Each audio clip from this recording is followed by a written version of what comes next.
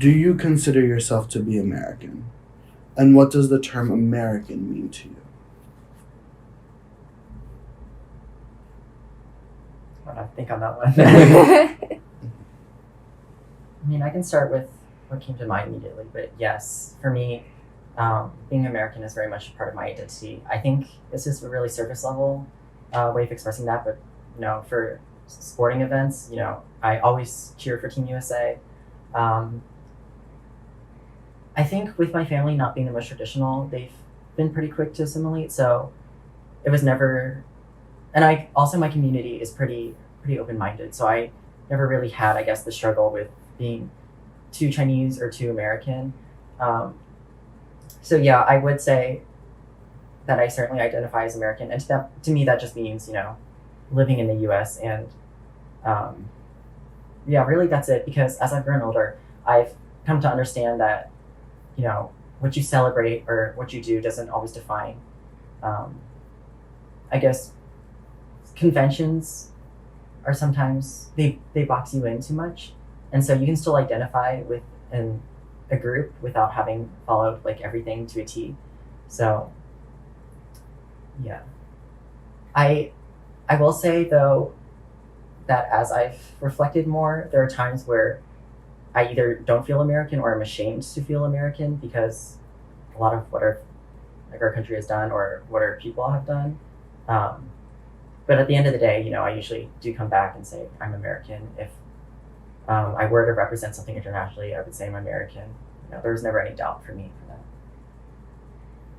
For me, even though I was born here, like I guess technically American, I never saw myself as American because for me, American is kind of like you're part of this community and don't have to like try to fit in. Like everyone's accepted. For me, I feel like in middle school was really the time period where I'm like, oh, like I am American, where I stopped like speaking Spanish, stopped eating my traditional food, stopped being a Salvadorian, stopped like interacting with those roots.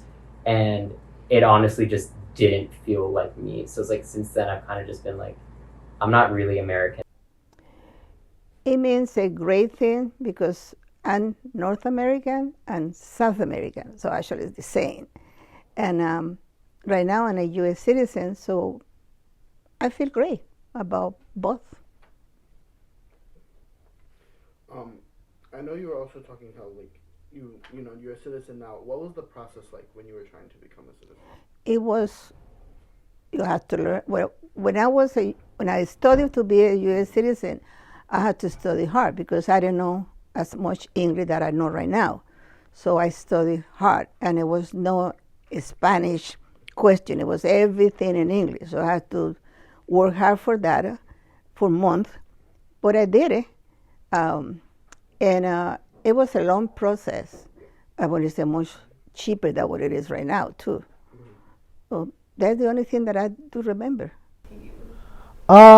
Yeah, I do consider myself to be American. Like when I used to play FID chess, like under 15, I competed under the American flag. So like I've always considered myself American, even when I lived abroad, because that's just like the way I grew up. Like both my parents had lived here for a long time before I was born. My sister was born here as well. So I guess I have always considered myself American in that sense. But I'm very connected to like my culture and my family, because I do have a lot of family that I'm very close to. So I would say like I'm very in touch with like my Indian side, my Indian family, and my roots. But I do consider myself American. For a long time, even live in the States, I immigration to the States, but I always consider myself like a Chinese. But not until I have my kids, and then I have my grandkids. And then gradually, I really appreciate living in the States. So, especially my kids, they're very American. They're very liberal. And they always make fun of me. And, but I really enjoy the freedom, and I travel a lot. After you travel, you just appreciate what a good life I have in here. Especially as long as you don't do anything wrong. You can do anything you want. And you don't have to do anything you don't want, which is a very, very precious privilege. Not many people, in the world can have this. I just constantly amazed. I see people, they just say anything, even to the president. It's okay. Nothing happened to them. So that's how I appreciate. Then I consider myself really a U.S. citizen. Before it never occurred to me. We just go to school, you just it's pretty simple because by then we don't have what you call TV, we don't have iPad, we don't have iPhone. You just go to school, you come home, and on the weekend, say you go to see a movie, and then you dance a lot. That's all the entertainment, So right now I think about pretty sheltered life. Right. If I had to put an answer on a form, I know that my citizenship belongs to the United States. Like I am a U.S. citizen. So when I fill out paperwork, I declare myself to be an American. Beyond that, I don't think I've ever once described myself as an American. I don't think I've ever even described myself as Asian American. I tend to describe myself as Vietnamese, which I know is strange because I've never been to Vietnam and I don't know when I'll ever get to go. But I don't use the language of American to talk about myself or describe myself. I don't think I feel American. So I guess, to answer your question is what America means to me. I mean, all these nations, this notion of what it means to be a part of a nation and a national community, it's built through language, it's built through culture, it's built through custom and ritual and all these things that people believe themselves to take part in or have some sort of share in. And many things that categorize America in that imaginary are things that don't necessarily resonate with me. I guess I do.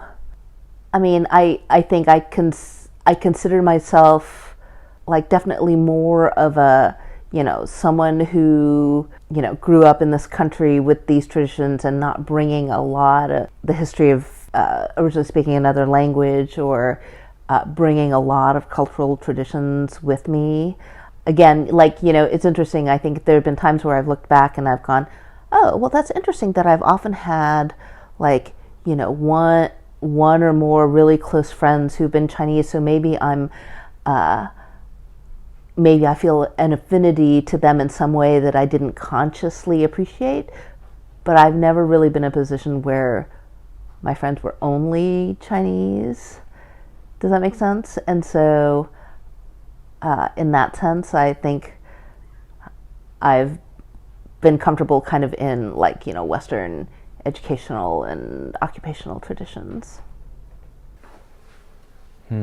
It's interesting. I mean, I would obviously consider myself to be American. It's weird because American is it's a nationality, right? It's people that grew up in America, but I feel like when I think of American, if someone asks me if I'm American, I more think of white, and maybe that's because I'm I think of myself as, it feels like half Chinese, half American sometimes, even though I'm definitely fully American because I grew up here. My parents grew up here in America. So I would definitely say I feel like I'm American, but it's a weird question because definitely the biggest association I have in my head with American is white. To what extent do you believe that you are assimilated into the U.S.? I think mostly, I consider mostly if you look at all the people always think alike. In my age, at least, when my daughter married to an American, boy. So I sometimes talk to his parents, and I find out we think very much alike. You want your kids to do the best. You love them, and want everybody healthy. You know, just basic. Yeah.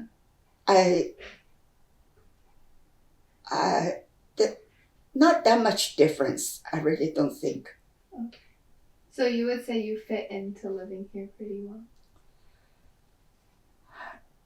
When I first come, I couldn't, the food, a lot of American food, I don't eat.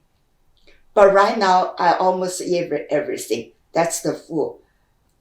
When I grow up, like the girl has to be a girl, you know. I think I probably go to study more like science instead of I study history and psychology. That just like I say, it's for the girl. They expect you to be a teacher or something. Then I wish I like to sing, even though I don't know how to sing. I probably will take more lesson like that. And I also probably will do more travel. And I don't know.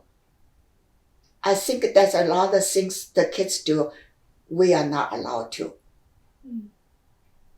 You know. Yeah.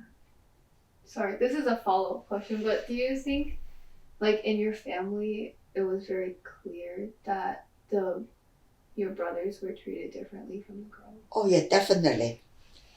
For one example, we see, when I grow up, you don't even think it's anything wrong. You always know the parents like the boys than girls. So I remember when we come back after school, we always had a snack. So all the snack, for example, if we have the cake or on the table, we always let the boys choose first. After they choose, then we choose. And you don't even think anything wrong. You think that's the case because that's the way you brought up. But I never resented, you know. And actually, even now, I mentioned to my brother, but somehow we are pretty good relationship, you know. I think I'm pretty solidly assimilated. Like, I've never felt out of place at any point within the U.S. But I will say, like, I guess it is weird when you're like observing religious holidays and stuff, because I feel like I have a lot of family that I was born like 2002, which was like only a year after 9/11. So I have a lot of family that was very directly impacted by it, especially my family that lived on the East Coast closer to New York and how they were impacted. But in terms of direct impact, I would say I assimilate pretty well. We are assimilated. And it's hard because I can't really answer for my whole family, because I think individual members of my family all have different levels of assimilation. My parents have not assimilated in the way that I have, but they have assimilated, right, in other ways. So I mentioned before, my parents have been able to really find financial stability and security here in the United States. And I think in those ways, they've assimilated to capitalism very firmly. It's weird because I guess in terms of like the holidays and stuff that we were just talking about, I'm pretty assimilated. But I feel like those holidays are like universal, so I feel like they're not really a part of American culture. It's weird because I don't really have a solid concept in my head of what American culture is. Like since I'm half white, half Chinese, I feel like I have a much more defined sense of like my Chinese identity. Like when I think about myself as half Chinese, I can definitely think of like the holidays and the traditions around my house, like taking shoes off when we go inside, stuff like that. That feels very distinctly Chinese to me, but it's harder to pinpoint exactly what part of my culture is American, and then I guess to that extent, like what part of my culture is white, because I usually associate American with the white half of me. I think pretty strongly. Again, with like a lot of the white American holidays, this is a common theme, but a lot of Chinese parents are really insistent that their kids speak Chinese. And I went to Chinese school. My parents speak Chinese to me, but I speak English back to them. So I'm not a strong Mandarin speaker. English is my primary language. So in that regards, that's like one aspect that shows how assimilated I am. As well as like, I think I very much follow American beliefs and ideologies and morals. So the way I think, the way I process things, I think is in a very American mindset. And I think that has to do with, going through an American education system and being surrounded by white neighbors, white community, and having not Asian parents who weren't the most strict on maintaining Asian ideals and things. I think I'm pretty assimilated, but I'm kind of working to like undo some of that work because I feel like, especially towards the end of high school senior year, I really didn't realize how much I pushed back my culture and kind of just tried to be like even more American. And it just, I think the first time I really realized is when I would go home or be at a family party and my cousins would just be like, "You're so white," or it's like, "You're not one of us anymore." And at first I kind of like laughed it off. It's like, no, like of course I'm always going to be a Salvadoran. I'm always going to be part of this family. But then when I started realizing that our own culture started to annoy me, or I started to see it as weird or not normal, like the parties, like that is just part of our culture because we celebrate the little things because of how much we have struggled, that a birthday, just living another year is worth this huge grand celebration because a lot of us don't make it to that age, or a lot of us don't make it this far, especially being immigrants. It's like, to some people like don't understand, like, well, like why do you party so much? Isn't that a waste of money? Well, no, like these are us celebrating our victories, coming from this poor little country, growing up on farms, literally surviving off the land, coming here, you lived another year in the US. That is something worthwhile. So like answering the question, pretty assimilated, but I'm kind of working towards appreciating more of my roots and finding a nice balance. Yeah, Brian brings up a really good point there. I think also with me, especially during quarantine, I have a lot of qualms against TikTok, but I think something that it's done for me is it's shared culture a lot. And so in ways I found like little ways to reconnect and fall back in love with, not to say that I ever fell out of love, but maybe had been more ignorant to it or not delved into it. So even now, when our Chinese Student Association or Taiwanese American Student Association post things on culture, I'll take the time to read it because I think it's interesting. Because when I was younger, I never learned these stories. I did, or just not in depth. So it's nice to, I think, get closer because, like it or not, it's part of who I am. And like I said before, I was never really too deeply intertwined with Chinese culture, so it's a way for me to honor that part of me. This can be a question for either one of you. But specifically, Brad, when you were talking about how at the parties and you felt how your cousins were saying you were the white one or something like that, in what ways were they saying you're the white ones? Could you like give us some more example on that if you don't mind?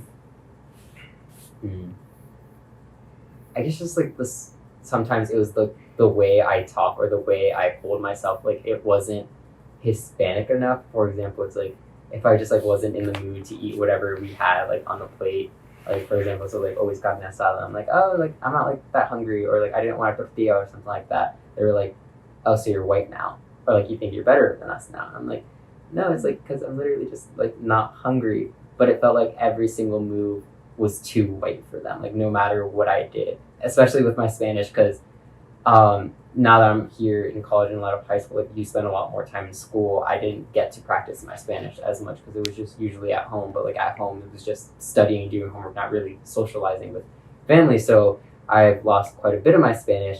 I'm still trying to work on that, but it was just like things like that. Oh, a lot. I mean, I'm sorry, but that's the way I feel. When I came to the United States, I like to socialize because I have public relation background. And I was involved with the community Spanish years ago. I worked for 17 years as a service to the community at honoris because I didn't charge anything. I was also with the GED program, which I finished here too. I just went and I want to have some diploma and some paper from the United States, so I went to GED program here too. So I had that one. And then I ended, that was with the Catholic Center, then I ended to be the manager of the GED program for 6 years, all as a volunteer. So, and then I worked with Montgomery County with the senior department back there for 3 years. And then I worked with the cemetery business for 24 years. So I think I did a lot for the community, which I did enjoy. Yeah. Yeah. What are your feelings about America and the United States and living here? Oh, I love it. I really love it. And sometimes, and excuse me if I go out of the question, but this is me, okay? When the people say, oh, this United States, that, I always tell even some part of my family, if you don't like it, go back to your country. And I'm sorry for saying that, but that's my personal opinion. I like the United States. It gave me the opportunity that I made some of my goals in life. I did it in here. I don't know, I could not say anything if I was back in Colombia, but here, I enjoy being here. I enjoy doing what I'm doing, what I did, what I'm doing right now. So I feel great, and I love the United States. And if you don't like the United States, anybody here, go back to your country. Sorry, I just went out of the question. And just to follow up on that, what were some of the goals that you accomplished? Well, to learn English, maybe it's not perfect, but it's better than I was before. And when I was working at the cemetery, I wanted to be a manager, and I accomplished that. I accomplished to be a better person in here. Like I said, I don't know what I couldn't be in Colombia, but I'm very happy for what I was here, what I am right now, and I think I accomplished a lot.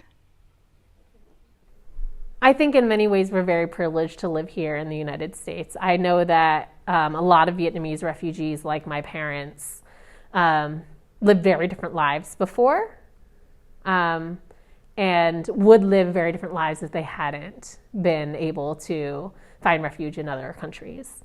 I know that still to this day, a lot of Vietnamese immigrants and Vietnamese refugees, when they do go visit Vietnam, feel a strong sense of both obligation and expectation that they are gonna, when they're taking those trips back, are gonna show up with a lot of money to flush back into their communities and to be able to give to Native Vietnamese. So in many ways, my parents have been able to really demonstrate that here in the United States, they were able to do very, very well financially. They have a level of security that they may not otherwise have had, and that many Vietnamese folks in Vietnam do not have, where the economy is just very different. So in some ways, I know I'm very lucky to have been born here, but I also think my perceptions of that luck, my perceptions of that kind of like good fortune, my perceptions of that privilege are very much colored by the fact that I've never lived anywhere else. And that I'm sure there are many other wonderful places to live in the United States, also depending on what your value system is. And increasingly, I find that as an adult, I value things that are not prioritized here in this country. And I imagine that in other places of the world, they might be valued more. And there might be trade-offs. I might not have as secure of a financial future. But again, we live in the United States where they say you can't be happy unless you're financially secure. I have no idea what it feels like to live in a place where happiness is not tethered to your wealth. And happiness is not tethered to notions of professional success. So I'm very of two minds here. Like living in the United States, I know I have access to things, to resources, to securities that I might not otherwise have, but I can't help but wonder what kind of person I would be if I lived elsewhere and I had the space, the freedom, or like the encouragement to measure or like assess or think about my happiness differently than the way we think about happiness here in the United States. Yeah, it's the only thing I've ever known, you know. I feel like, you know, I'm very used to first world comforts now, right? Of, you know, like, you know, comfortable living in, you know, kind of a nice, upper middle class suburb with things and, and nice communities and stuff, I cherish my time here. Like in Kuwait, life was very different. It's a monarchy, and it's a very rich monarchy. It's where like very a lot of oil money, so that is how it's influenced. It's also closer to India, so you see a lot of how like the immigrant populations directly from India are impacted. I will say it like changed my perspective on like how involved I am in American culture, because like I've never felt out of place here, whereas in Kuwait, like I always knew I wasn't from Kuwait or wasn't like belong in Kuwait. I feel like in Kuwait, it's like unless you are Kuwaiti, like you are othered, whereas in the US that's never a case. And I guess I've always had that sense that like my time abroad has made me more appreciative of my time here, I guess.